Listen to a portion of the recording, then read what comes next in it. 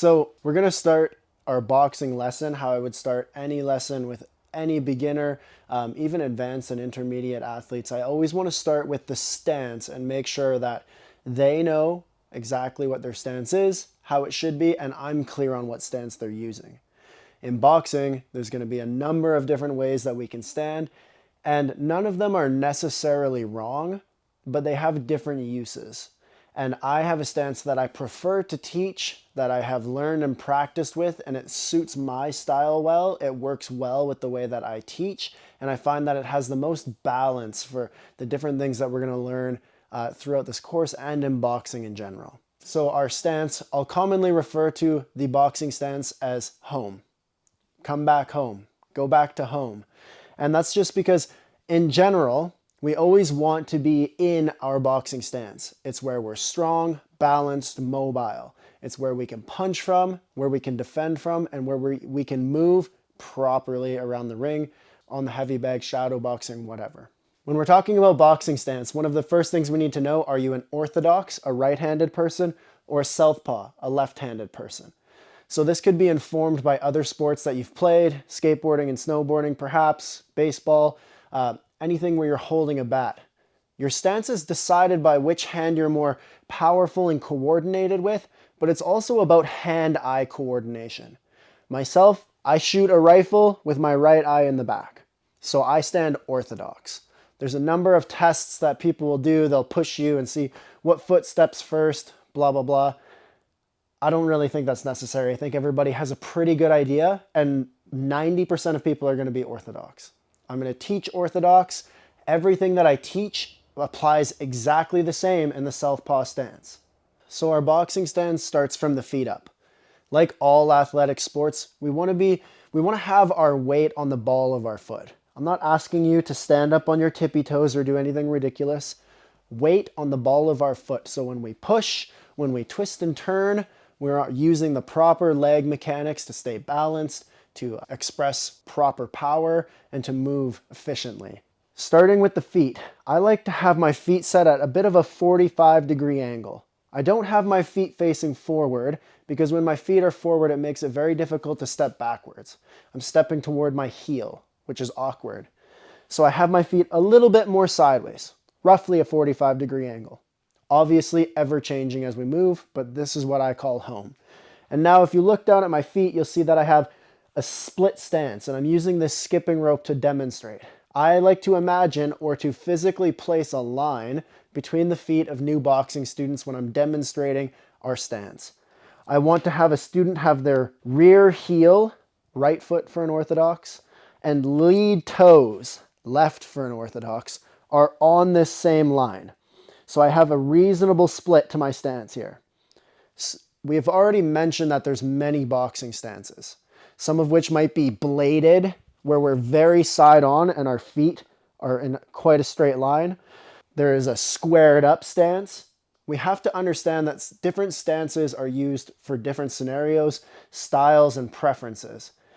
When I teach a beginner, I teach this split, rear heel, lead toe, because it's the most balanced.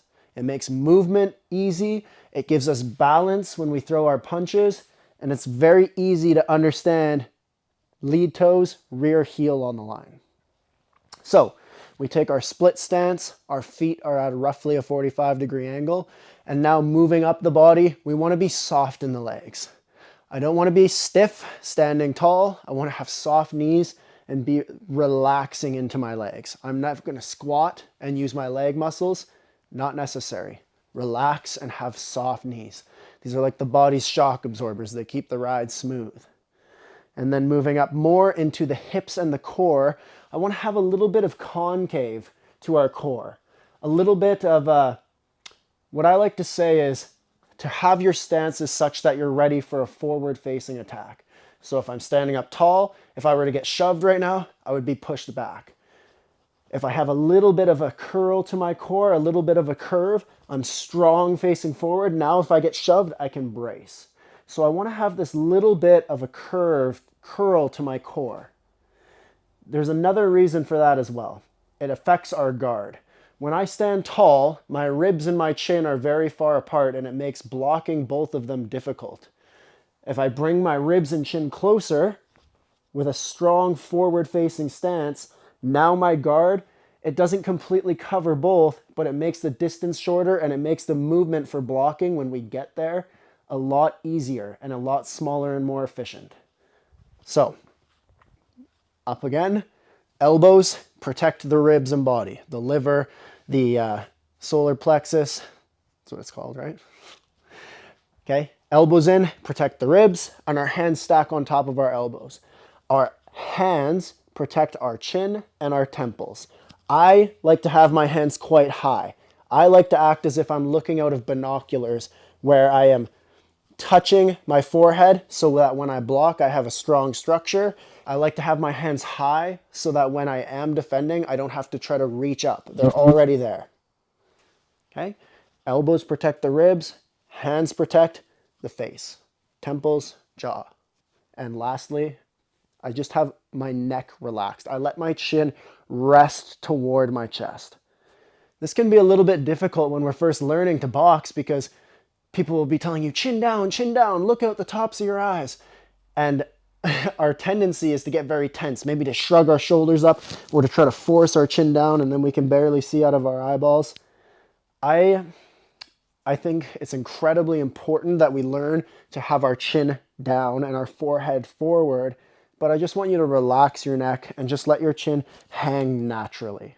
To review quickly, I have a split stance, heel on the line, lead toes on the line. My feet are at about a 45-degree angle so that movement both forward and back are smooth. Soft in the knees. I have a small curl, a small concave to my core, making me strong for a forward-facing attack. Elbows protect the body, hands protect the head.